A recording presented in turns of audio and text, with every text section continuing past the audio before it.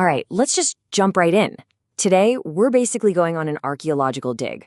Before the human mind, we're going to uncover some of the most powerful, time-tested techniques for learning and focus, and piece them together into a mental toolkit that you can start using, well, right now. So here's how we're going to break this down. First, we'll talk about a very modern problem, that feeling of just being completely overwhelmed. Then we're going to travel back in time to find some ancient secrets for memory, look at some incredible frameworks for deep learning, and yeah, we're even going to spend a day with a true master, Leonardo da Vinci. And then we'll tie it all back to modern neuroscience and build your very own mental toolkit. So let's kick things off with a feeling that I'm pretty sure is universal these days, especially in our digital world. You know what I'm talking about, right? It's that constant buzz of notifications, the never-ending stream of information, the pressure of deadlines. It's a lot. In the world we live in, we have to keep learning to keep up, but the old ways of doing things often just leave us feeling stressed out and unable to focus. It's this feeling of cognitive overload, and it makes it almost impossible to concentrate on what really matters. But here's the crazy part. What if I told you this problem isn't new? Not by a long shot.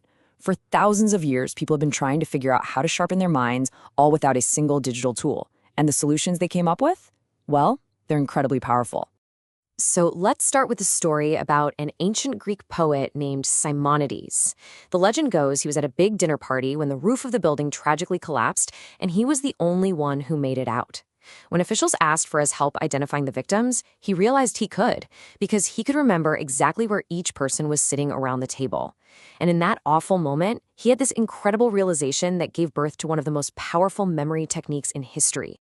And that discovery, it became known as the method of Loci, or, as you might have heard it called, the memory palace. The idea behind it is so brilliantly simple. See, our brains are amazing at remembering places, so this technique just piggybacks on that natural ability. You turn a place you know really well into a kind of structured palace for information. Okay, so how do you actually build one?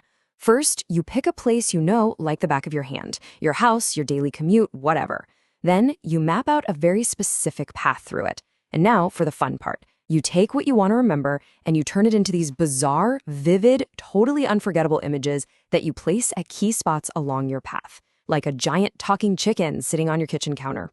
To recall your list, you just mentally walk that path and see all the crazy images you left behind. And this whole idea of using visualization, it wasn't just a Greek thing. Take a look at Vedic math, this ancient Indian system for doing complex calculations in your head.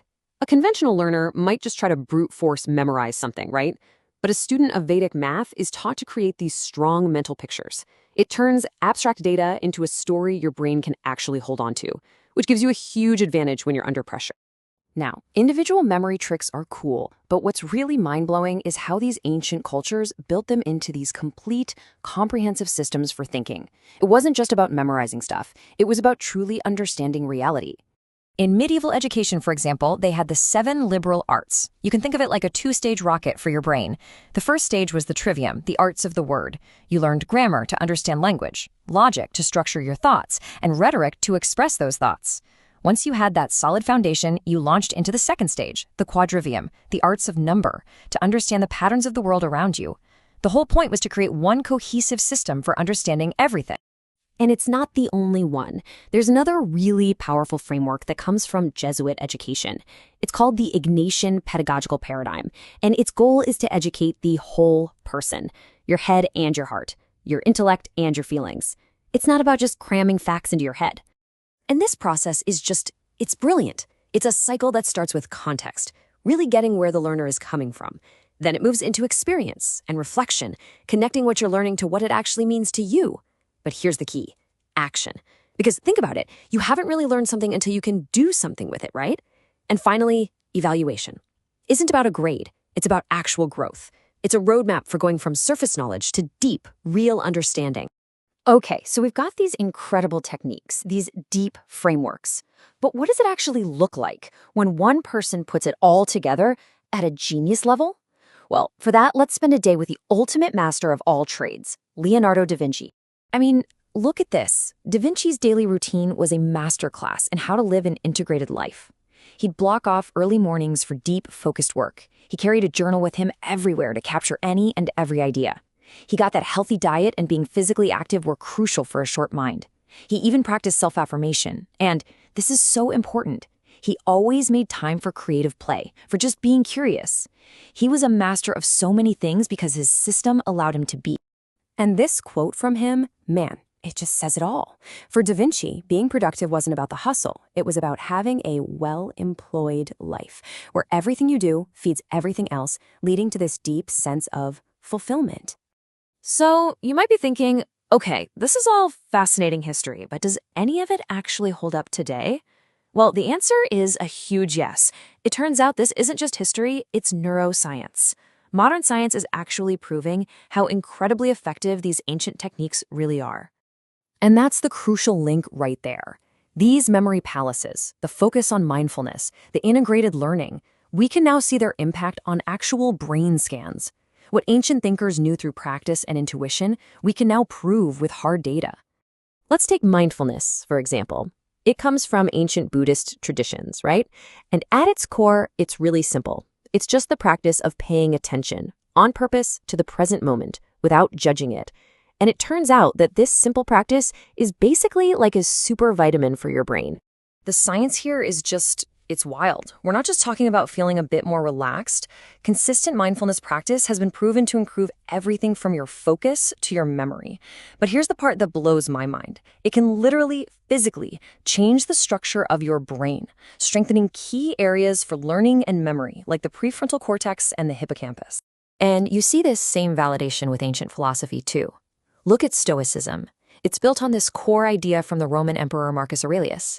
You have power over your mind, not the world outside.